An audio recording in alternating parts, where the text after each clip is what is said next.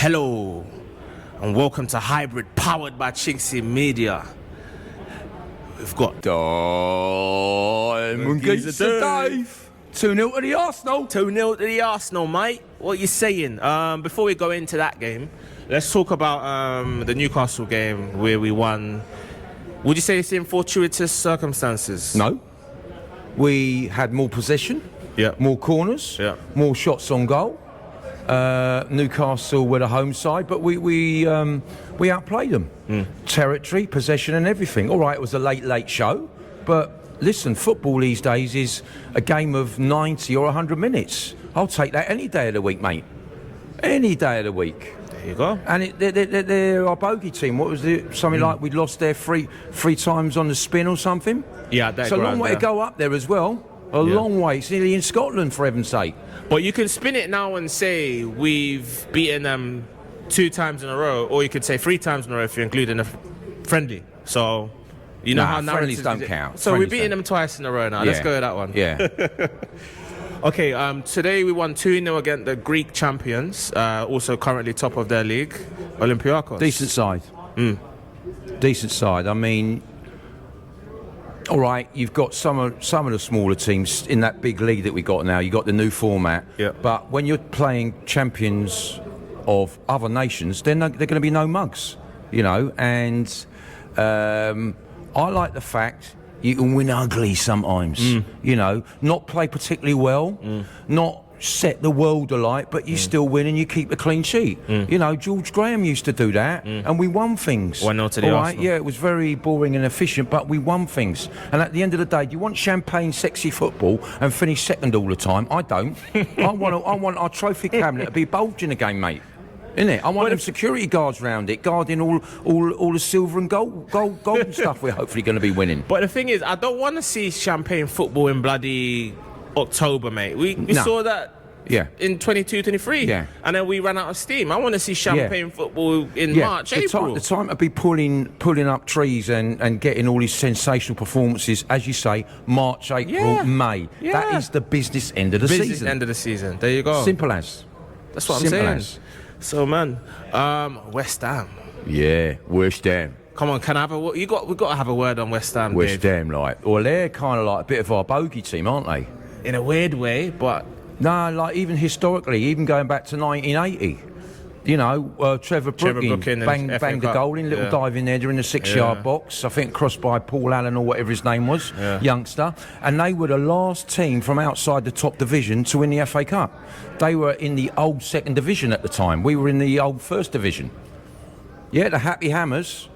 There's been a few teams that got to the final, Millwall and whatever. Yeah, Sunderland, that was 73, Sunderland, but that's going even further back. Where was Wigan was in the Premier League when they won and they got relegated.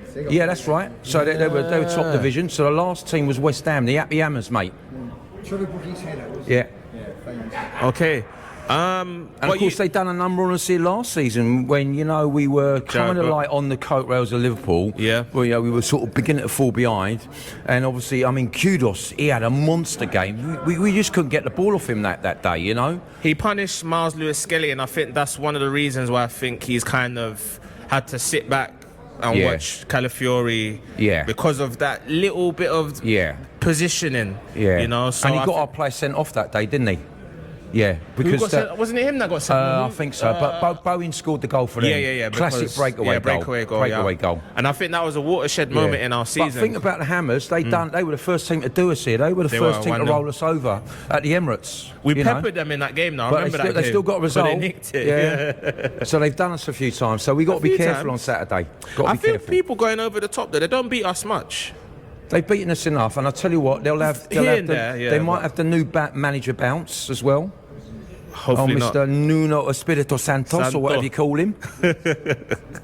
So I think we probably win by a couple of goals, but I'll just take any win, you know. Even the draw's not disastrous at this stage, you know. The media are getting carried away. If then Liverpool go off and win, I think they've got a lot of question marks, Liverpool, you know. I think they are still the team to beat. I mean, in terms of attacking football, they've got so much flair. It's coming out their armpits, mate. Well, you see, that is actually... Did you watch the Crystal Palace game?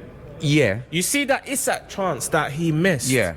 That is a classic Isak kind of goal, that, and it shows he fluffed his lines, man. I was thinking, that's a goal. But good strikers miss, but they don't go hiding. They'll come back and have another goal. Though, but I'll tell you what, I would have taken him in the transfer window if we'd have had Isak and bleeding Jokai's as well. I like that any day of the week, you mate. greedy bugger. You've got to be greedy, mate. He's tough at the top, isn't it? Honestly. So I think Liverpool, they're suspects in defence because they're conceding goals from set pieces. Yeah. And I think the big thing in the transfer window for me, what done it for me was they didn't get the geezer from Crystal Palace, did they? The central defender. Mark Gehi. Yeah, they didn't get him. That was, for me, as big a thing as them getting Isak, is the fact that they didn't get the Crystal Palace central defender. All right, let's say they're they vulnerable did get at the back. Though. What would have happened? Because Konate is a top defender, you know. He plays for France. He starts for France. Yeah, but they're still struggling. So struggling. what would you say? Have dragged Konate out and put Gehi in? Well, it's just they got options. You know, like when you get injuries and suspensions, you're going to need strength in depth. Yeah. You know, and I like the fact that we've got that geezer from Valencia now who came on today. Cristhian Mosquera. Yeah, who covered for Gabriel. You know, I really like that. Yeah. You know, actually, I see the fact that he made a few mistakes on Sunday as a positive because we can kind of get that out of him, you know. He was flawless up until that point, but he was giving the ball away. He was making a few wayward passes. But I think if we can kind of coach that out of it, he's young, innit? Yeah. So he's bound to make mistakes. Saliba's even made a few mistakes. So you don't want to see someone flawless all the time. Whatever's happening, let's not get carried away. I mean, the season's what, 8 months? It's last 8 or 9 months. It's a long grind, and it's a bit like running a marathon. It's not where you start; it's where you finish. Yeah, you know. So I don't really want us to be pulling up trees and scoring 6 or 7 now. We want to be doing that in March, April, and May. That's the business end of the season. That's when the silverware's decided. But we've been labelled as pragmatic, but I'm pretty sure we're amongst the top scorers in the league. Pragmatism wins your games, wins your football matches. Bow. I get out of bed to see my teams winning. I don't want all this ticky-tacky champagne, sexy football stuff if we get rolled over 3-2. Yeah? I'll take an ugly 2-0 or an ugly 1-0 every day of the week. It's as simple as. When I get up, or if I'm playing five-a-side football, I want to win. If I'm playing tiddlywinks or Jenga down the rubber-dub-dub pub, I want to win. Anyway, man, peace. Thanks for watching this video, guys. Don't forget to like, comment, share, and subscribe. And click this link just above Dave's head. That's the one. To watch. Just there. Click that link. Click it. To watch another viral post-match interview here at the Emirates Stadium, only on Hybrid, powered by chinkseyMEDIA. 2-0 to the Arsenal. Yes!